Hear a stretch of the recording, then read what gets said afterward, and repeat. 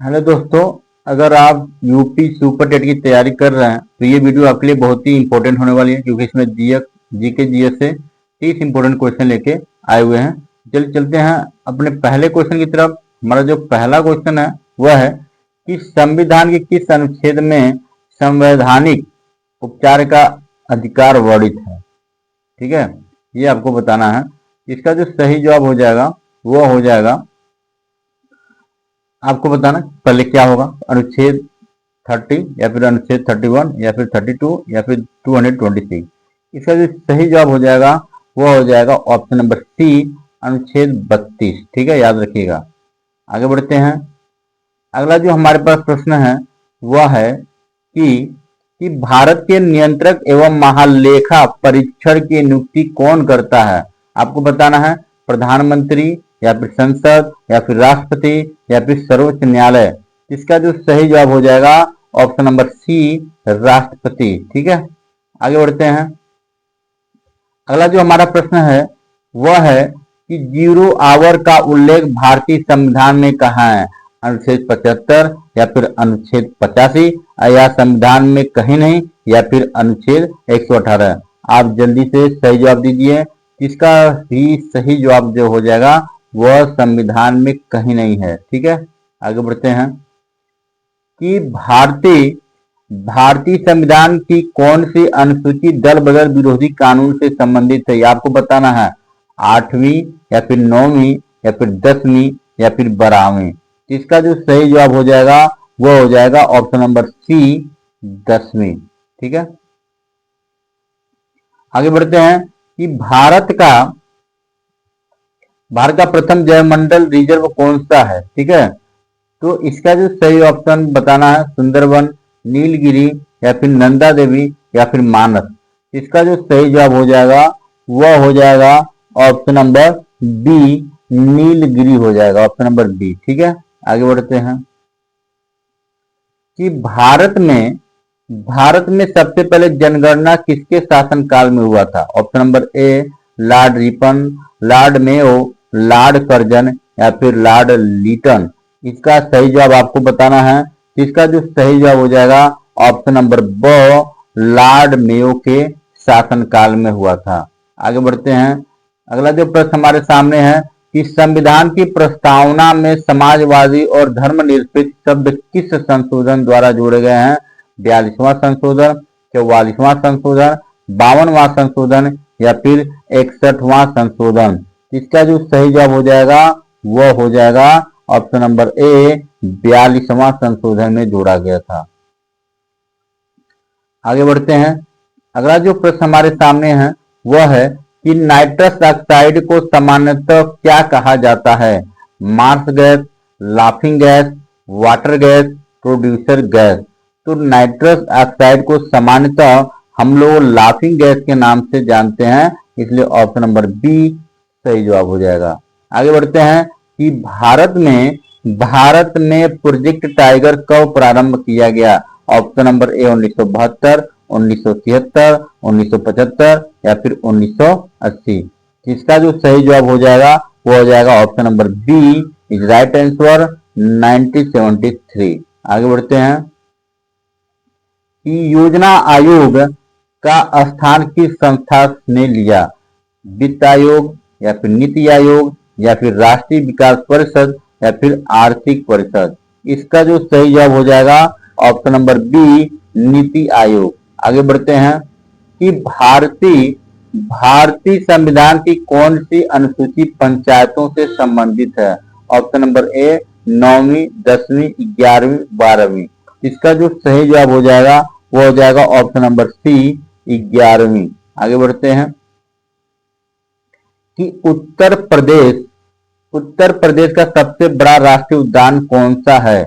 दुधवा राष्ट्रीय उद्यान, चंद्रप्रभा, कतरनिया घाट या फिर पीलीभीत। इसका जो सही जवाब हो जाएगा वह हो जाएगा ऑप्शन नंबर ए, दुधवा राष्ट्रीय उद्यान। आगे बढ़ते हैं कि भारत का पहला रामसर स्थल कौन सा था। चिल्का झील या फिर केवलादेव राष्ट्रीय उद्यान एवं चिल्का झील 1981 और लोकटक झील या फिर बुलर झील। इसका जो सही जवाब हो जाएगा वह हो जाएगा ऑप्शन नंबर बी, केवलादेव राष्ट्रीय उद्यान एवं चिल्का जी। आगे बढ़ते हैं कि ब्लैक ब्लैक सॉइल मुख्यतः किस फसल के उपयोग होता है? गेहूं, चावल, कपास या फिर गन्ना। इसका जो सही जवाब हो जाएगा ऑप्शन नंबर सी, कपास के लिए। आगे बढ़ते हैं कि किस किस मौलिक अधिकार को डॉक्टर अंबेडकर ने संविधान की आत्मा कहा था? समानता का अधिकार, संवैधानिक उपचार का अधिकार, स्वतंत्रता का अधिकार या फिर शिक्षा का अधिकार। इसका जो सही जवाब हो जाएगा ऑप्शन नंबर बी, संवैधानिक उपचार का अधिकार। ठीक है, आगे बढ़ते हैं कि भारतीय संविधान में मूल कर्तव्यों की संख्या वर्तमान में कितनी है? आपको बताना है 10, 11, 12 या फिर 13। इसका जो सही जवाब हो जाएगा वो हो जाएगा ऑप्शन नंबर बी, 11। ठीक है, आगे बढ़ते हैं। विश्व का सबसे ऊंचा पठार कौन सा है? आपको बताना दक्कन का पठार, तिब्बती पठार, पामीर पठार या फिर बोल्वियन पठार। इसका जो सही जवाब हो जाएगा वह हो जाएगा ऑप्शन नंबर बी, तिब्बती पठार। आगे बढ़ते हैं कि भारतीय राष्ट्रीय कांग्रेस के प्रथम मुस्लिम अध्यक्ष कौन थे? बदरुद्दीन तैयबजी, अबुल कलाम आजाद या फिर एम.ए. जिन्ना या फिर फिरोज शाह मेहता। इसका जो सही जवाब हो जाएगा वह हो जाएगा option number a, Badruddin Tyabji, option number A. आगे बढ़ते हैं कि भारतीय संविधान की किस अनुसूची में भाषाओं का उल्लेख है? छठी अनुसूची, 7वीं, 8वीं या फिर 9वीं। इसका जो सही जवाब हो जाएगा वो हो जाएगा ऑप्शन नंबर सी, 8वीं अनुसूची में। ठीक है, आगे बढ़ते हैं कि उत्तर प्रदेश का राजकीय पक्षी कौन सा है? आपको बताना सारस क्रेन, मोर, हर्नबिल या फिर बाज। इसका जो सही जवाब हो जाएगा ऑप्शन नंबर ए हो जाएगा, सारस क्रेन। आगे बढ़ते हैं कि ऑपरेशन फ्लड के जनक किसे माना जाता है? एम.एस. स्वामीनाथन को, वर्गीज कुरियन को, होमी भाभा को या विक्रम साराभाई को। इसका जो सही जवाब हो जाएगा option number B, Verghese Kurien को। ठीक है, आगे बढ़ते हैं कि भारत का पहला परमाणु परीक्षण किस नाम से किया गया? आपको बताना है शक्ति, स्माइलिंग बुद्धा, त्रिशूल या फिर अग्नि। इसका जो सही जवाब हो जाएगा वो हो जाएगा option number B, smiling Buddha. आगे बढ़ते हैं कि भारतीय संविधान का कौन सा भाग राज्य की नीति निर्देश तत्व से संबंधित है? भाग 3, भाग 4 या फिर भाग 4A या फिर 5। इसका जो सही जवाब है आप कमेंट करिए।